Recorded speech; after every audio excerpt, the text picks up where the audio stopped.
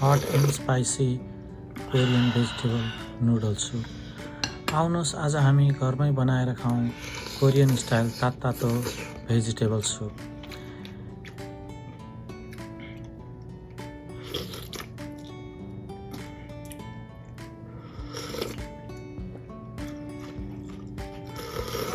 यसको लागि मैले लिएको छु एउटा हरियो क्याप्सिकम, यसलाई मैले ठुल्ठुलो साइजमा काटेको छु।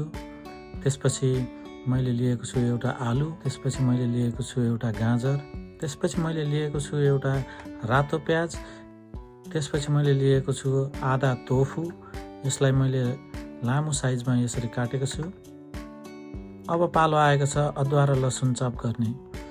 लसुनलाई मैले मेरो यो सानो चार्जेबल चप्परमा राखेर चप गरेको छु। हेर्नुहोस् यसले कस्तो मजाले चप गर्छ।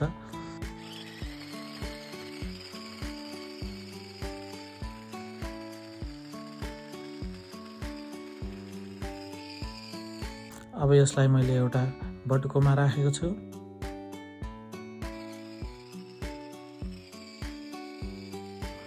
अब अदुवालाई पनि त्यसै गरी चप गरेर त्यही बटुकोमा राखेको छु।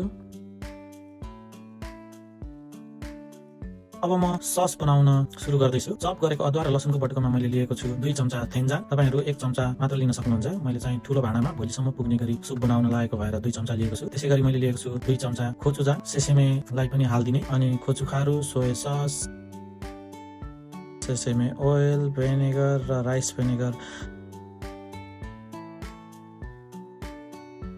सबै थोक हालिसकेर मैले यसलाई मज्जाले मिक्स गरेको छु। यसरी मज्जाले मिक्स गर्ने र यसरी रेडी भएको छ हाम्रो सस।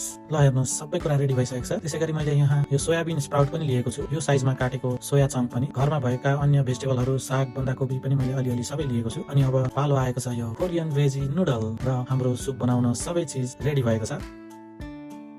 अब आगोमा भाँडा बसाएर तातेपछि यो सस राखेर सबै भेजिटेबलहरू राखेर चलाउने अनि पानी हालेर छोपी छोपी पकाउने। छिट्टो पाक्ने भेजिटेबलहरूलाई बिस्तारै पछि हाल्दै जानेछु।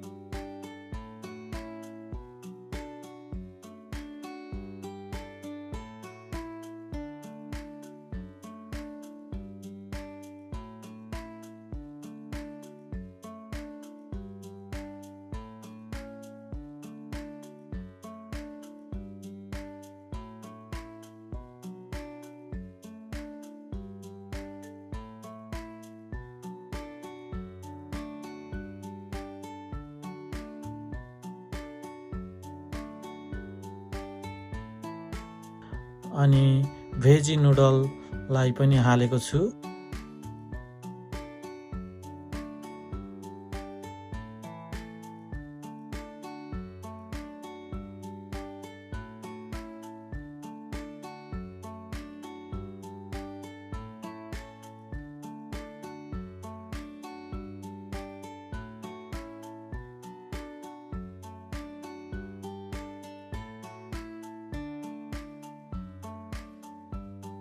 र लास्टमा साग हालेपछि रेडी हुन्छ हाम्रो Korean style homemade vegetable noodle soup.